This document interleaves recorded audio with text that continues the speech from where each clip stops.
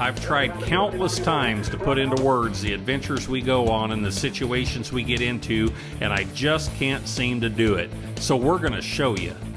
We're an international auction company specializing in all things vintage power, antique tractors, vintage cars and trucks, motorcycles, signs, and memorabilia. We're not just auctioneers, we're collectors with a passion for every item we sell. But it's not just about the items, it's also about the people. We get to experience, share, and tell the history of our past. Every day is different in the auction industry. You just never know what's coming next. This time, we unload a massive piece of American history, catalog a collection of vintage pedal tractors in North Carolina, and check out some barn finds in Kansas.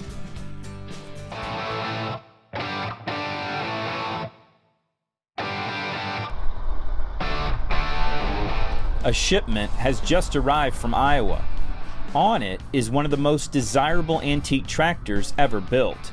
It's a Pioneer 30, first built in 1910 by the Pioneer Manufacturing Company of Winona, Minnesota. Laying down in one piece.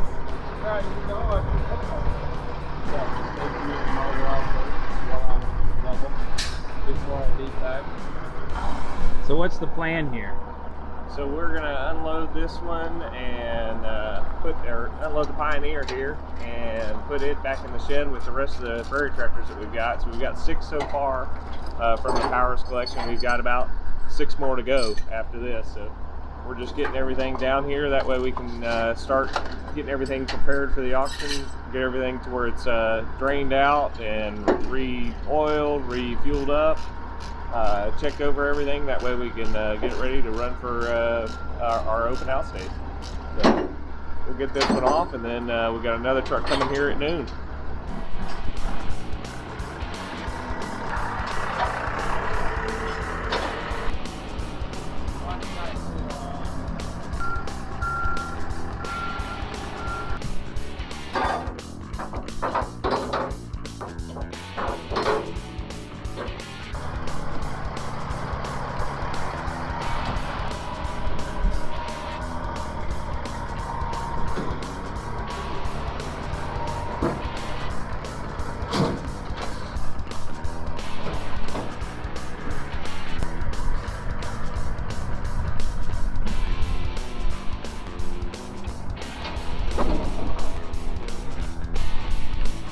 This Pioneer is from the Dennis Powers collection and sells on the 2022 Pre-30 auction. It's one of several antique tractors from the collection selling on the auction, but the Pioneer is definitely one of the showstoppers.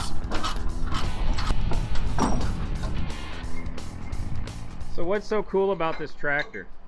You know, this is it kind of has its own uniqueness. I mean, the big wheels are one thing, but I mean, to have a full kind of locomotive style cab, that's really unique. I mean, a lot of them didn't have that. Most of them had, the prairie tractors anyways, did have a cab of some sort. Not a lot of them had glass like this, so that's really something that's unique. The big front and rear wheels also is pretty unique, but it's just a huge tractor in general. And it said that these things can go really fast too, like over 6 miles an hour or something.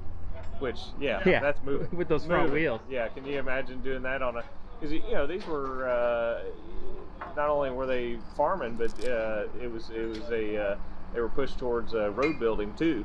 Yeah. So, yeah, to go 6 miles an hour on a road on steel like that, you can feel it in your teeth the next day. The rear drive wheels are 2 feet wide and 8 feet tall.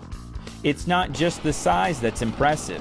The tractor is powered by a unique 4-cylinder horizontally opposed gasoline engine. The cylinders have a 7-inch bore, and the engine has 1,230 cubic inches of displacement. It's rated at 30 horsepower on the drawbar and 60 horsepower on the belt. Yep.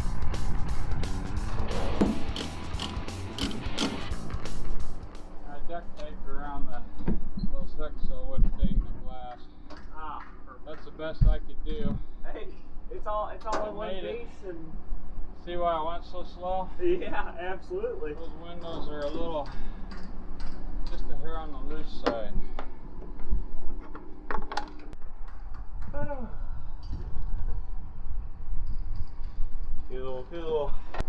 I might have a little bit of brake.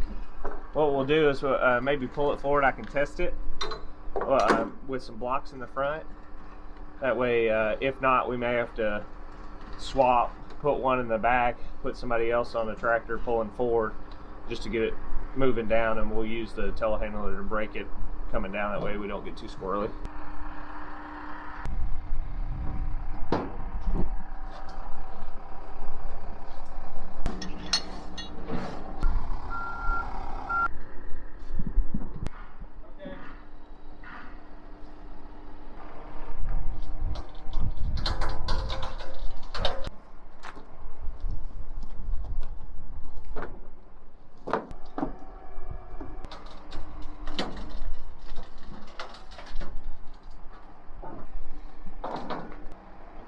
There are only 14 of these tractors still known to exist. Coming down, Alex. Here we go.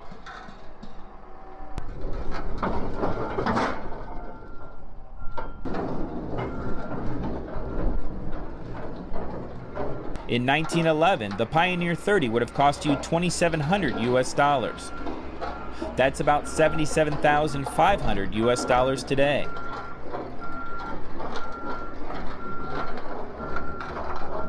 The Pioneer Manufacturing Company soon switched to building smaller tractors, but the Pioneer 30 was still offered up until the company stopped doing business in 1927.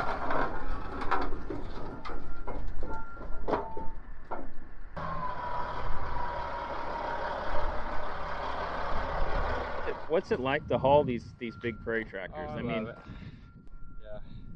Yeah. Kind of gotten into the niche a Well, little bit. a lot of stuff I did really wide. Right. Industrial switch gears, and like I said, this is a fun part of trucking. Well, but it takes years of experience to get there. Right, so. right. Yeah, I think the Yeah, first time I remember you hauling out here, it was the 10 bottom John Deere It plow. was, yeah. Yeah. So you're this wide stuff isn't much. No, not wide to It's you, hardly anyways. wide, no. Just you gotta be real careful. Yeah, yeah. and how many loads now have you taken out of Dense Powers? There was the one coming today will be 10. This is 9, and the one today's 10. We've got what 5 or 6 more at least, don't we, Alex? Mm-hmm. So, I enjoy it. What was the biggest challenge of getting his stuff out of there? The timing for everybody involved. I've got so many commitments with everything else I do. It's And difficult to, well, we're trying to beat the weather, and so that's work around the weather. Yeah. But no, it's been enjoyable. Yeah. So yeah, but 30 years of doing it, it helps quite a bit. Yeah. So then you guys were just talking about can you tell me about what happened with the Aumann Taylor? There was a bad windstorm that came through there. A tornado not too far from that farm, and 80-mile-an-hour winds from the south. That building faces north and south. It took the south doors out, pushed the west door into that Aumann Taylor, turned it 90 degrees clockwise and straight up against vertical against the back of that Aumann Taylor. Yeah, and just hit the canopy brackets and the canopy, so the tractor itself didn't look like it had any damage at all, which is pretty amazing. And they told me that building had been there, or has been there for 50 years, and never had a lick of damage. And of course, once we start hauling out of there, like I said earlier, I'm just glad we got the 3060 case out that way, because it was the first thing at the door. So man, that would have been a major ordeal otherwise. So this is something we can fix easy. That's right. So, yeah. Okay. Cool. We'll probably see you Thursday then. All right. Sounds good. All right. Thanks. It's only about a month until the pre-30 open house, and there's still more tractors to be delivered. They'll need all hands on deck to get these tractors running before then.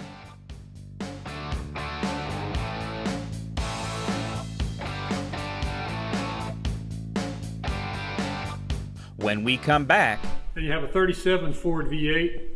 This is the rare one. This has the 60 horsepower instead of the 85.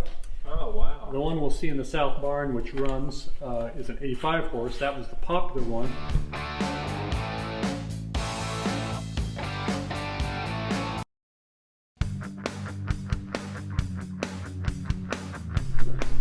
Then here, this line lineup is listed on your sheet, but pretty good yard art here. I'd say. The 36 Ford V8 pickup. The last tag on it, I think, is a 55. So I was in on digging that out of the hedgerow.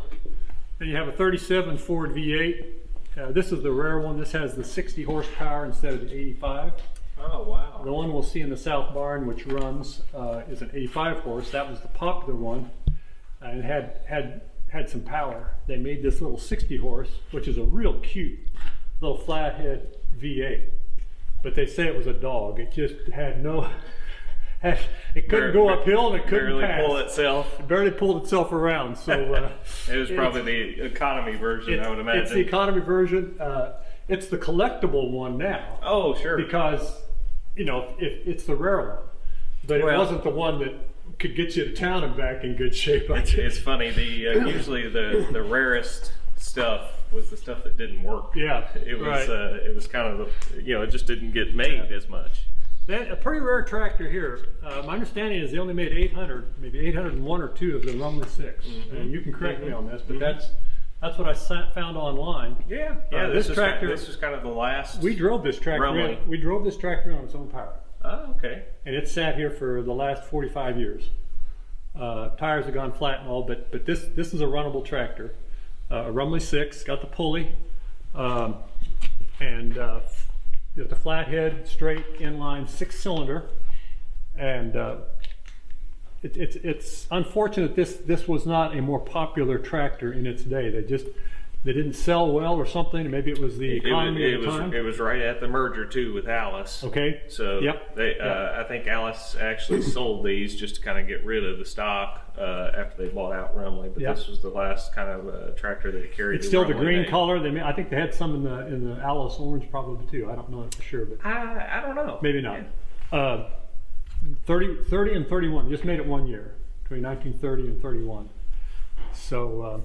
Anyway, Rumley 6 will suit somebody. GP. Yeah, pretty rough shape, but I think it's complete. The rims are rusting out because they've had fluid in the tires, and you'll see more of those kind of tractors around.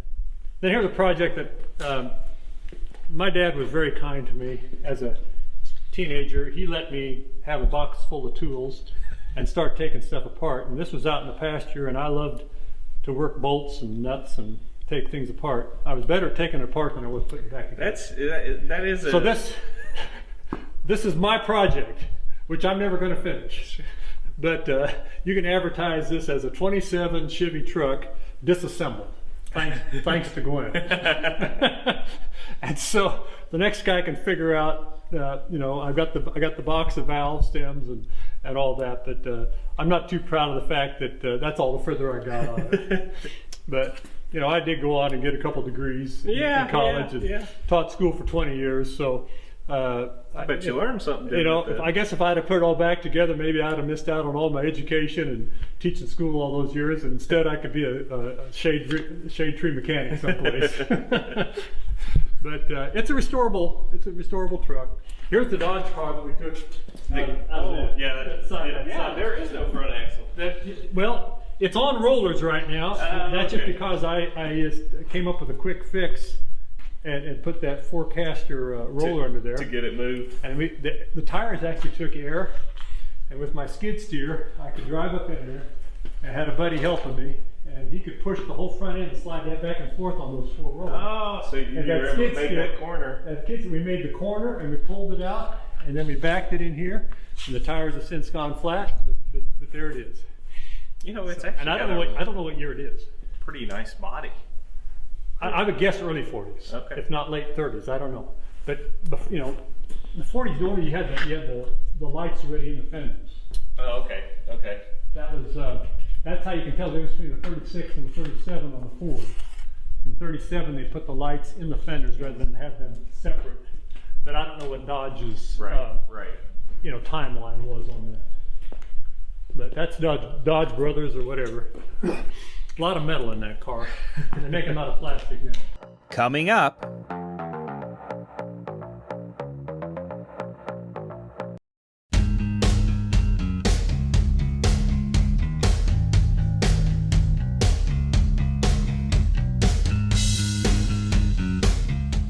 day one at the Darrell Barrier Collection. The team has just arrived and they're taking in all the sights.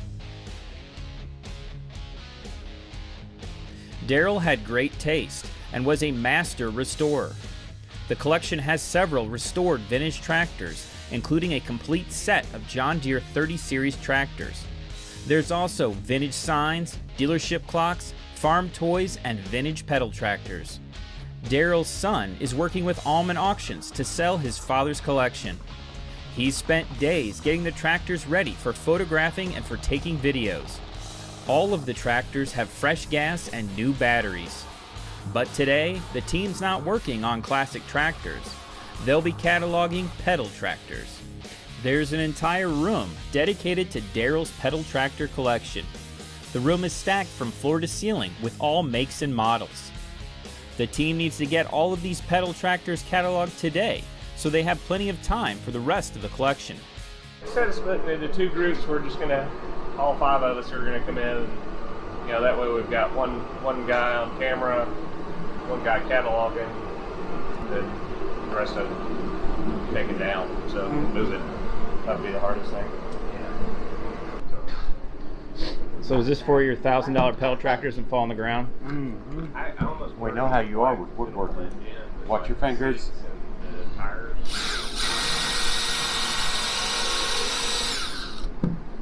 Man, serious woodworking here. We even pre-drilling holes. It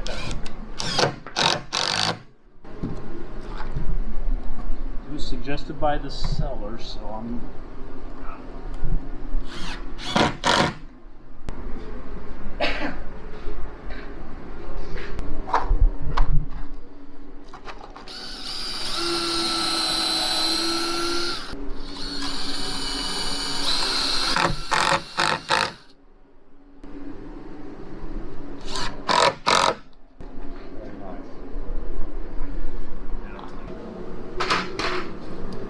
Never ends with figuring out the best way to catalog. On location photo shoot? Yeah. When you can't take all your equipment from home with you, you always have to figure stuff out like this, or make your job as easy as possible. So I think we've got it figured out now. But Shannon's probably photographed 1,000 pedal tractors at this point, right? I would say more than 1,000. Probably a lot more than 1,000.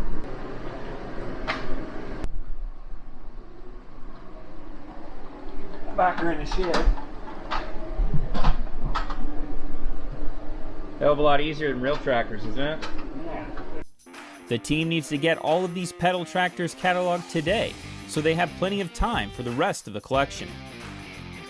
Since there's no place to store the pedal tractors, they have to take them off the shelf, photograph them, and then put them back where they came.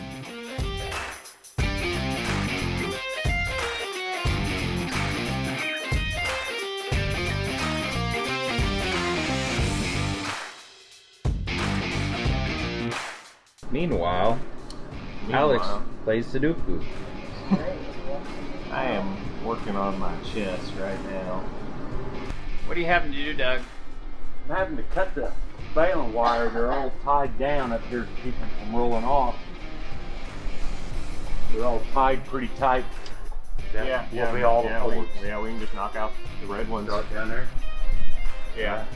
Maybe just maybe catch all those, and then we'll go up and just do a wall at a time.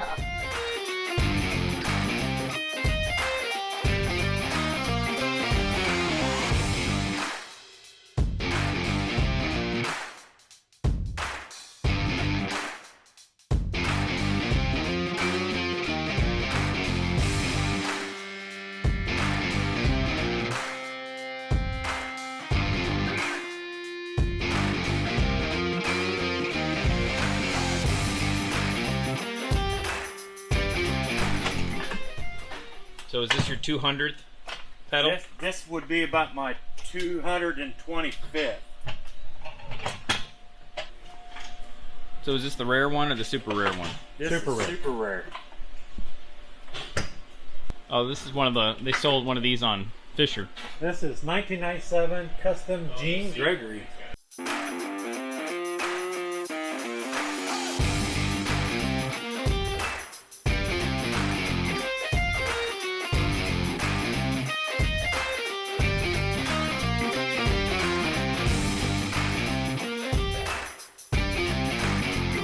One interesting piece is a scale model of a John Deere mail wagon. These wagons were given to dealers in 1996 to commemorate 100 years of the John Deere Company.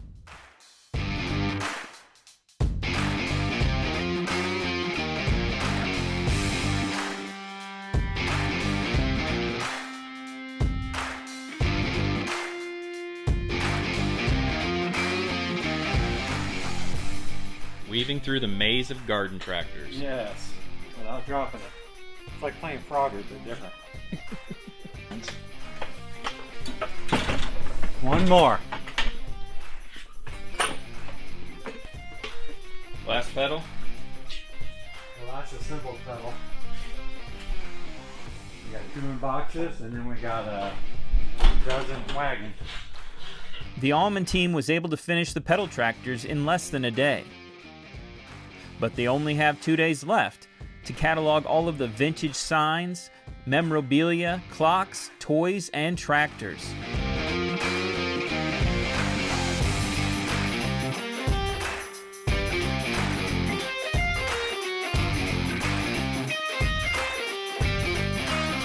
Next time, we head back to North Carolina and take a ride on some impressive antique tractors.